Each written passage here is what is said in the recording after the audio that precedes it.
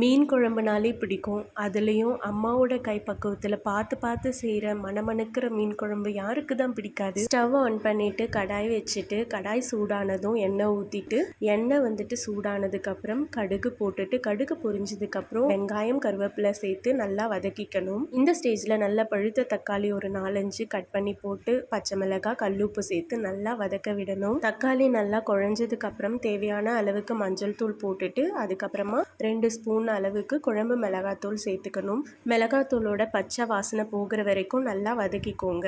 இந்த ஸ்டேஜில் நம்ம கரைச்சி வச்சிருக்கிற புளி தண்ணியை சேர்த்து நல்லா கொதிக்க விடணும். இந்த மீன் போடுறதுக்கு முன்னாடி கொதிக்கிற ஸ்டேஜ்லேயே வர வாசனையே நமக்கு வந்துட்டு பசியை தூண்டி விட்டுரும். எவ்வளோ அழகாக கொதிக்குது பார்த்தீங்களா? நல்லா கொதிச்சு வரும்பொழுது நம்ம வந்துட்டு மீனை ஆட் பண்ணிக்கலாம். மீன் நல்லா வெந்ததுக்கு அப்புறம் ஸ்டவ் ஆஃப் பண்ணி இறக்கிட்டா மீன் குழம்பு ரெடி ஆகிடும். செம்ம டேஸ்டியான மீன் குழம்பு இட்லி, சாதம், தோசை எல்லாத்துக்குமே சூப்பராக செட் ஆகிடும்.